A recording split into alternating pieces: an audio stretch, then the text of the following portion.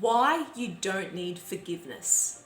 In case we haven't met yet, I'm Jess, the sole founder of Life in Confidence. And we tend to associate the word forgiveness as a sign of weakness. Why am I the one who should let that person off the hook when that person humiliated me, abused me, and was completely in the wrong? Why should I be the first to be a bigger person and forgive them? Why can't they apologize to me? And what I've found with this is that we need to shift our perspective of blaming and shaming someone through compassion for where they're at, rather than forgiving and apologizing to that person. Because if you're in a state of anger, grief and shame, it doesn't make sense to forgive someone. But as soon as we adopt the perspective of compassion, by starting to have compassion for ourselves first and foremost, then we can open up our eyes to have compassion for other people too. As we start to deepen and understand our own journey with trauma and how we project that out onto others, we can then start to deepen our understanding how other people operate and how they project their traumas onto us. So what I've learned from this experience with this beautiful perspective in mind was that I have successfully overcome a rejection wound with this beautiful man who I thought was super keen to see me, and I was as well. And as soon he was about to, he delayed his response for a few days and decided to do a 180 and not to see me. And his reasons were that it was circumstantial. And the way I took it was, does he have someone on the side? Is he not that into me? Is he telling me lies? Why can't he just tell me the truth? And for 6 weeks after that email, I went through a dark process of myself. I really struggled to see my self-worth. I felt so insecure. Why was it that I've attracted a beautiful man who says one thing and then does another? And this is just history repeating itself again. And after, I guess, good solid weeks of blaming and shaming through my own trauma recovery process and getting that out from the victim, I was able to then feeling a lot more stabilized. And I start to hear different perspectives from 3 soul sisters of mine. And the first perspective was that, Jess, you need to be with an alpha male, because a passive man cannot be with you. You're just too much. You're just too strong. And they're afraid of making a commitment to you. Then the second perspective from a different soul sister was, give it a break and process it. and see what shows up for you. And who knows, maybe things might work out the way it needs to in divine timing. Maybe now is not the time because he's going through some hardship in his life. And then the third perspective that an beautiful, wise soul sister shared with me was, I don't think he said anything wrong in that email. It's pretty logical in his decision, and he did the right thing by honoring himself. And when I was able to hear that perspective, it really opened my eyes. I never really thought of it that way. I felt so ashamed that I was so caught up in my own bullshit that I made it all about me.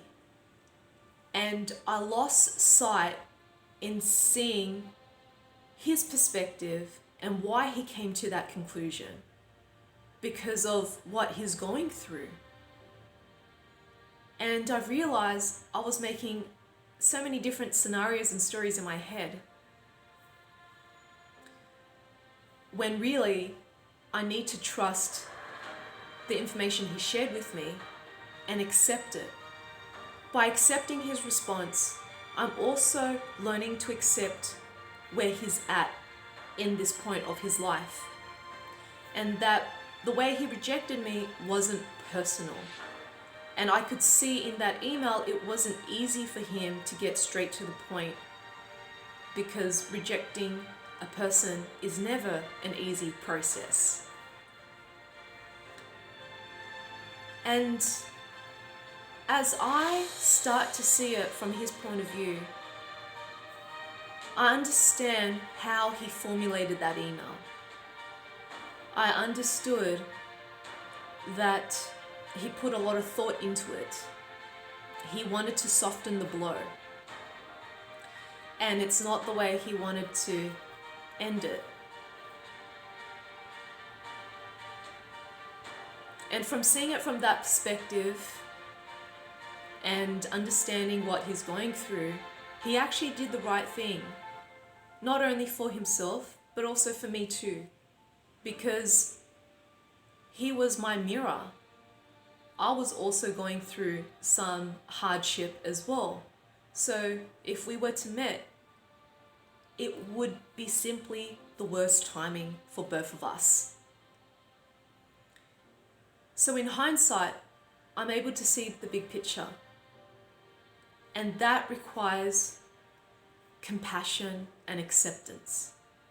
By letting go of our egoic deficiencies of the wounded inner child and start seeing it from an adult place, by being in the present moment without any attachment or stories.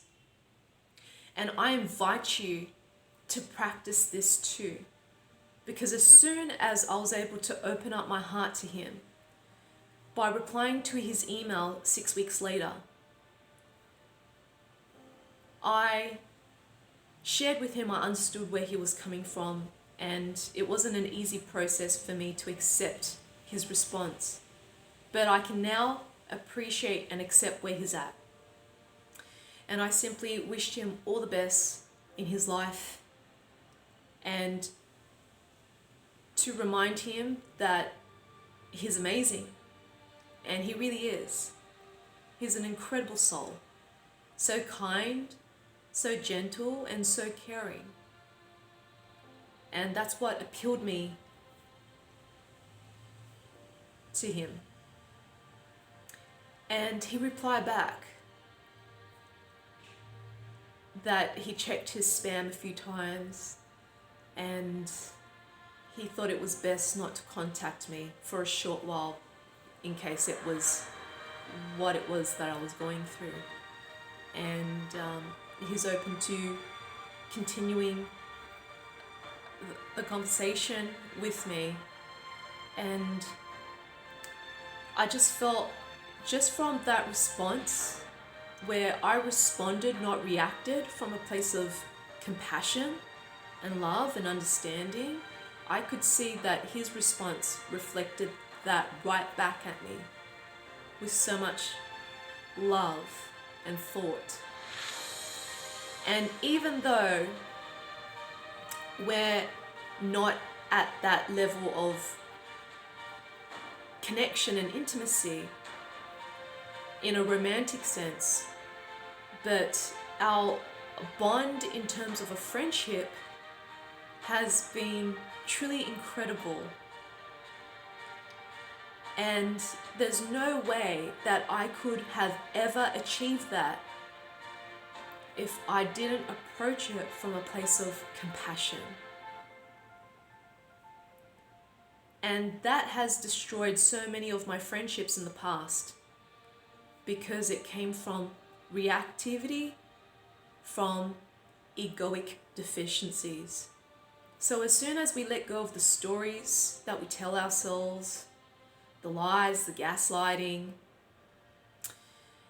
and to detach ourselves from that person as a fuel of love,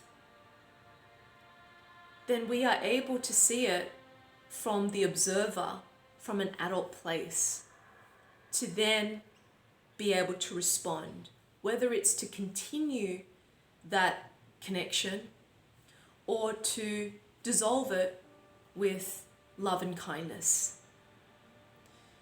The more you practice compassion and acceptance of yourself, the more you can practice compassion and acceptance of others.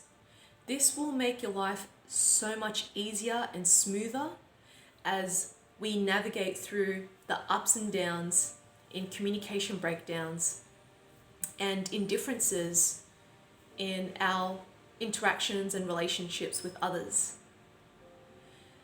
So if you feel that this is something that you need to really cultivate in your life, and you require a deep sense of healing with your wounded inner child from the impacts of childhood trauma, you might be interested in listening to my childhood trauma clearing audio.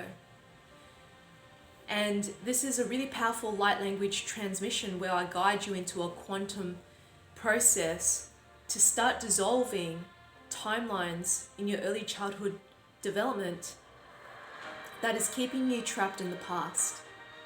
And if you would like to immerse yourself through an online and face-to-face experience, come and join me for my full moon inner child healing circle by clicking on the event link below. And if you're in Sydney, I also have my ancestral trauma alchemy workshop. Spots are limited for my event experiences because I like to keep the container sacred and intimate and personalized as much as I can. So make sure you click on the link below to grab yourself a spot. And if you truly feel that this message has served you, please subscribe to my YouTube channel by clicking on the subscribe button, give this video a like, comment below, and share it with your loved ones who are in need of this. May you practice compassion on a daily basis.